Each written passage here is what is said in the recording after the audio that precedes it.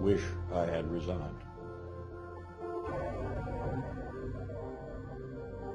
One of the things that disturbs me most about this is that the same tactics are being used as were used in 2002 and early 2003 with regard to Iraq. The same people, the same tactics, the same litany, the same strategy, the same everything.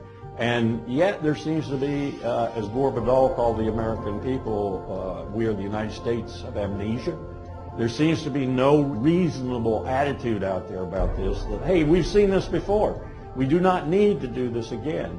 We've been at war for 17 years now, but that's the problem we have in this country.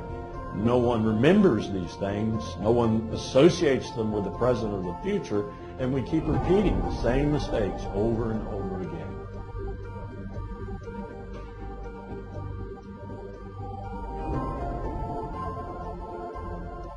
Indeed, the facts and Iraq's behavior show that Saddam Hussein and his regime are concealing their efforts to produce more weapons of mass destruction. When I listened to him present, I realized that the 6 days and 7 nights that we spent preparing his presentation had not allowed me to look at the whole thing, to understand exactly what he was saying, particularly the part where he connected the 9/11 attacks, Al-Qaeda, the terrorist organization, with Saddam Hussein, which I and others in the intelligence community knew was a real stretch.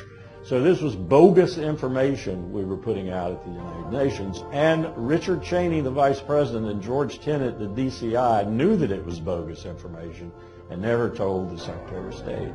It was one of the lowest points, if not the lowest points, in my professional life. And Powell has said I shall ever be remembered for that moment at the United Nations talking about Iraq's WMD. I suspect he's right. My fellow citizens, at this hour, American and coalition forces are in the early stages of military operations to disarm Iraq, to free its people, and to defend the world from grave danger.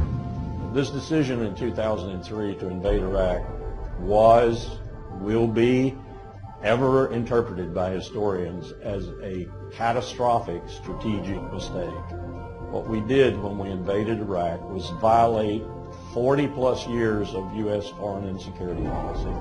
We destroyed the balance of power in the Persian Gulf. And we started what is going on now and probably will be going on for years to come, this massive chaos, killing, death, starvation, states failing and so forth, Syria, Libya, Iraq, and possibly Lebanon, maybe Jordan. What we have is chaos, and we produced that chaos.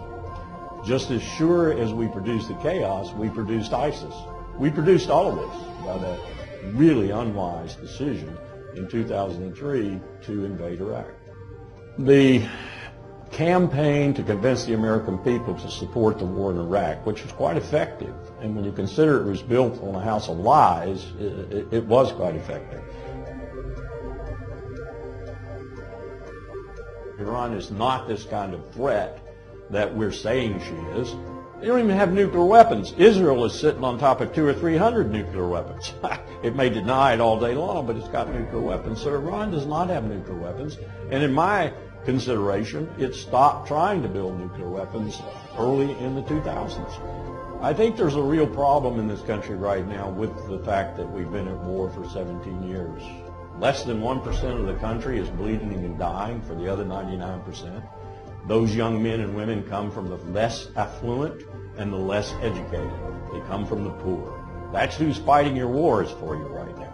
And maybe many people out there who will say, thank you for your service, but what you're really doing is assuaging your own guilt, because that's what we've been doing for 17 years. We need to stop doing this.